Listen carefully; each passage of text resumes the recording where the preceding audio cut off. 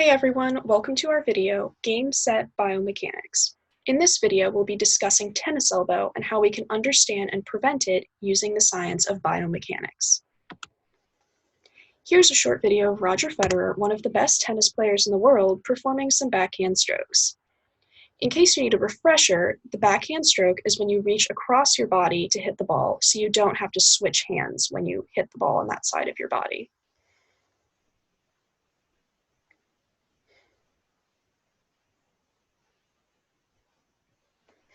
While all strokes can contribute to tennis elbow, the backhand stroke is the largest contributor.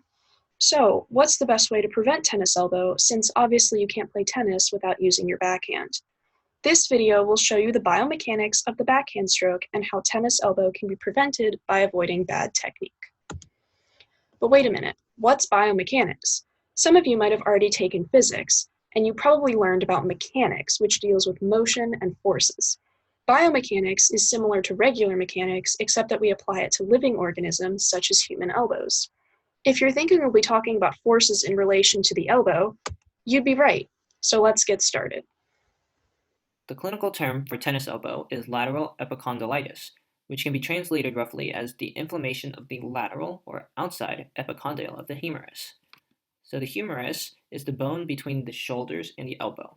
At the end of the humerus are the protrusions known as epicondyles. The lateral epicondyle is the protrusion that is on the outside, so right here, facing away from the body. Attached to the lateral epicondyle are tendons, which are stretchy fibers that connect the lateral epicondyle to extensor muscles.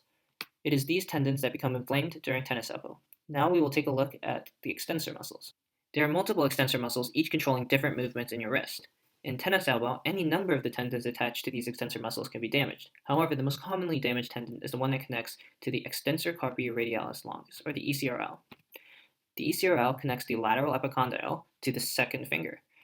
And as such, when the ECRL contracts or shortens, the hand is raised through what is known as wrist abduction, meaning the hand rotates up in the thumb's direction, like in this figure, and then the ECRL also rotates the wrist up, which is known as extension, like in this figure. For completeness, we will also say flexion is the opposite of extension. We will focus on how the tendon attached to the epicondyle and ECRL is damaged during a backhand stroke. Before moving on, keep in mind the difference between extension and flexion. Tennis elbow is caused by repeated forces at the tendons. So what is a force? A force is defined as a push or pull that can cause an acceleration, in other words, a change of motion. More formally, Newton's second law says force is equal to mass times acceleration. So the mass is just the mass of the tennis ball, and the acceleration is the change in motion. So where is the change in motion, you might ask? In a tennis rally, tennis balls must go from one side of the court to the other side, and back again. There's a change in motion as the ball moves from this direction to this direction, and this change in motion is known as acceleration. To understand the forces that come into play during a backhand stroke, we will draw what's called a free body diagram. Here's a simple drawing of a backhand stroke shown from above. This drawing is called a free body diagram, and it shows the forces acting on a single body at a moment in time. The body in this case is the person holding the racket. We will treat the person and the racket as one body, since the person should be holding the racket as an extension of their hand. The moment in time is impact, when the ball hits the racket, since impact is the most important part in all tennis strokes. The free body diagram shows that the ball exerts a force on the racket and therefore on the player. Remember, we're treating the player and the racket as one body. The free body diagram also shows that the person has a flexed wrist. Remember, this means the hand moves towards the inner side of the forearm. This flexed wrist during contact and throughout the follow-through requires a very tight grip on the racket. Keeping a tight grip upon contact is necessary to transfer force from the body to the ball. However, maintaining this tight grip during follow-through will keep the ECRL contracted to its maximum ability. If the ECRL is contracted to its maximum ability and the ball exerts a force on the muscle cannot respond with a force in the other direction. This means the tendons will absorb most of the force of the ball. After repeated improper strokes, the tendons will begin to have microtrauma, and eventually you'll end up with tennis elbow. Tennis elbow sounds terrible, so how can we avoid it? Great question. A one-handed backhand can cause injury because the wrist extensors in one arm only are dealing with the force of the ball. A great way to deal with this is to use a two-handed backhand. The two-handed backhand is becoming more popular, even among professional tennis players. The free body diagram of a two-handed backhand shows both hands in a looser grip around the racket, leading to a decreased ECRL contraction. Even better, there are now two ECRLs that can respond with the force against the ball, meaning that the tendons absorb less of the force. Finally, the second hand can support the racket arm, helping it accelerate and hit the ball with the right speed. But what if you do want to use a one-handed backhand like certain professionals?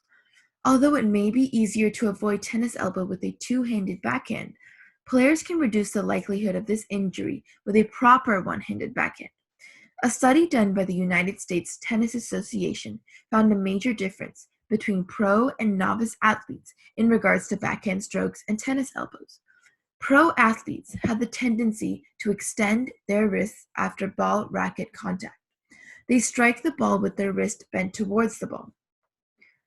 Novices are more likely to flex their wrists right after impact, which is exactly what we described when we talked about bad technique. This FBD of a proper stroke shows the wrist extended instead of flexed. This automatically releases some of the player's grip on the racket, so the ECRL isn't quite as contracted. Similar to what we said before, if the ECRL isn't at maximum contraction, it can respond to the force of the ball with a force in the other direction without the tendons having to absorb the ball's force. This greatly decreases your risk of injury.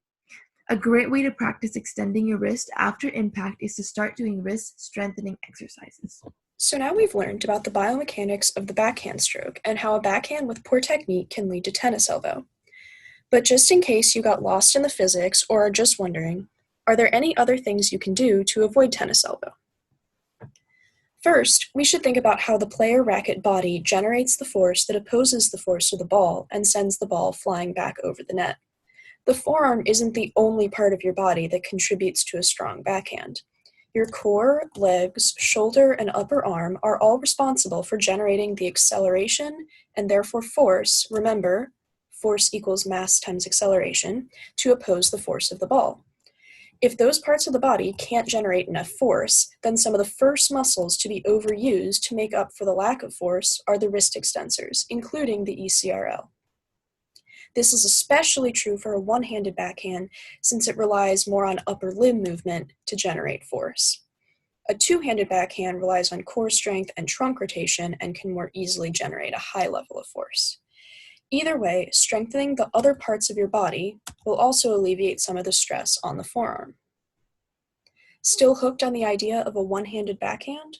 Well, along with proper stroke techniques, there are other steps players can take to avoid or alleviate tennis elbow. Warming up before practice and matches warms up your muscles and makes them less prone to injury. Allowing the racket to absorb some of the force of the ball will decrease the stress on your wrist extensors. You can do this by looking for strings that have a low stiffness and a high elasticity, with natural gut strings being the best. You can also decrease the tension level in your racket. Finally, especially if you've had tennis elbow before or are recovering, physical therapy exercises to strengthen the forearm are a good preventative measure for tennis elbow. We hope you enjoyed our video. Don't forget to stay safe out there on the court.